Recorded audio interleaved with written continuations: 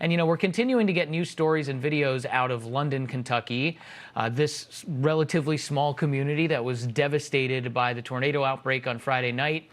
Major Les Leatherman with the Laurel County Fire Department was among those that were tragically killed by the tornado, all while he was responding to it. I'm joined now by Laurel County Deputy Fire Chief Terry Wattenbarger. Terry, so sorry to hear about this. My wife's a firefighter. I've seen the unique level of camaraderie that you guys have, and I can't imagine what you guys are going through. I'm curious, what happened here? Was he responding to a call, or was he just at home while the tornado came through? Actually, Ari, we had knew the tornado was coming. It obviously was west of us originally. From Somerset around 11:07, they confirmed it on the ground and issued warnings. Our first notification was a fire alarm at 11:47 p.m. He actually called en route to that alarm on the radio and was responding to that fire alarm. And spontaneously at the same time was like our first call of the tornadic activity was 11:48. So within just minutes of him saying he was responding to the fire alarm, we started getting calls of people trapped on Hart Church Road and structural collapses on Sunshine Hills Road, which is where the fire alarm was located at, that he was responding to. He lived in that community and was responding from home and was en route to the alarm.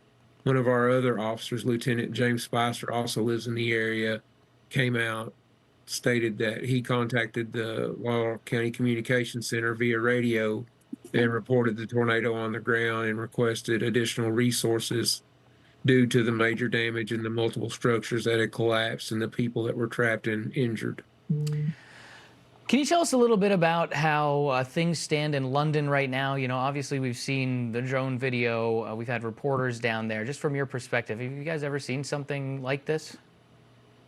Nothing of this magnitude. March 2012, we had a tornado with, I think the fatality count was 6 from that tornado. Major Leatherman and myself actually worked that tornado as well.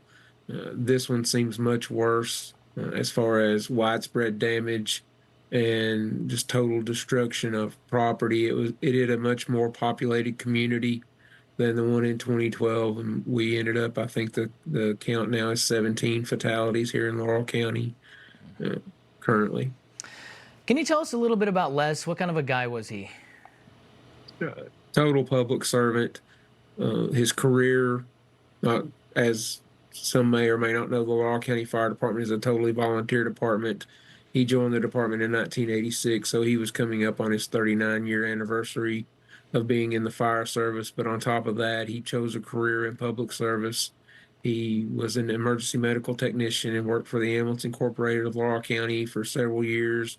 Worked for the London Laurel County 911 Communications Center for a long period of time, as well as the Kentucky State Police as a telecommunicator. And most recently, he was actually the assistant director for Whitley County 911, which is an adjacent county to Laurel, and worked so his whole life as a public servant.